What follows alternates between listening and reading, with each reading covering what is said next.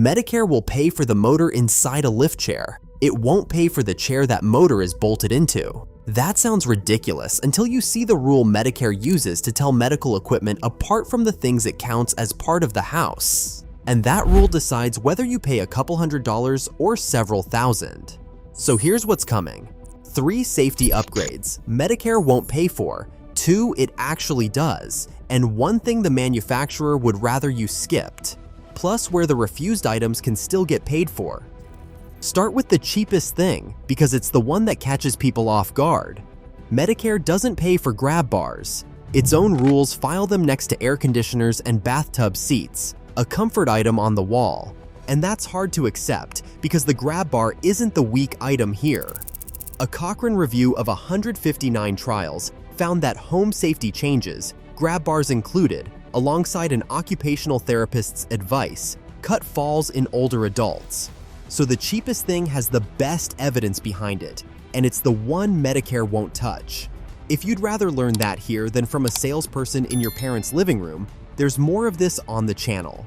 Next is where the assumption gets expensive and it runs in TV ads every afternoon. The walk-in tub. According to the National Council on Aging, it runs $3,000 to $17,000 installed, and Medicare pays none of it. Same rule. It's bolted into the bathroom, so it's a home modification, not equipment, no matter how much it lowers fall risk. There's one thing the ads leave out.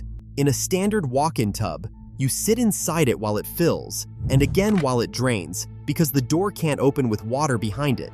The thing you bought for safety makes you sit and wait, twice, every bath.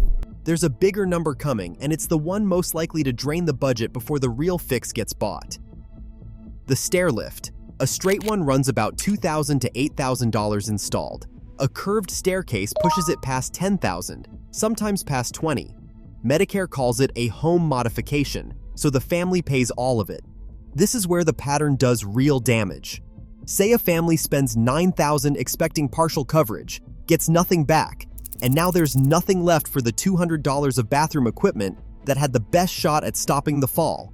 And you never saw a price online, because these companies won't publish one. They send a rep to the living room, and the number drops if you sign that day. Which brings us to the 2 things Medicare does cover, starting with that chair from the opening. Back to the lift chair. The motor is covered.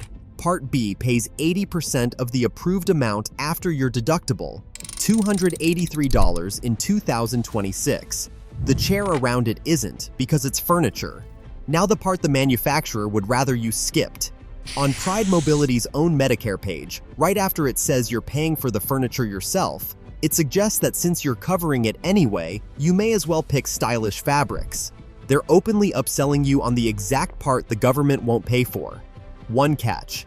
A doctor has to certify you can walk once the chair lifts you upright, and it has to come from a Medicare-enrolled supplier, not a furniture store.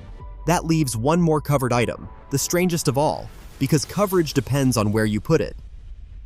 A bedside commode. Medicare covers it when a doctor confirms the person can't reach a regular toilet in time, someone confined to one room, or a floor with no bathroom. 80% after the deductible, same as the rest. And here's the strange part, the whole rule inside one object. Park that same commode over the existing toilet as a raised seat, and Medicare stops covering it. Nothing about the chair changed. The moment it works as a fixture instead of a portable device by the bed, it's a comfort item, and the coverage disappears.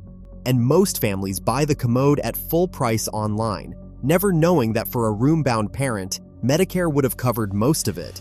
So the rule holds all the way through. Medicare buys medical equipment. It does not buy a safer house. Portable and medical, you're generally looking at 80% after the deductible. Bolted to the house, you pay all of it, however directly it stops a fall. The exceptions are worth chasing. Some Medicare Advantage plans cover grab bars through extra benefits, and Medicaid covers home modifications in many states.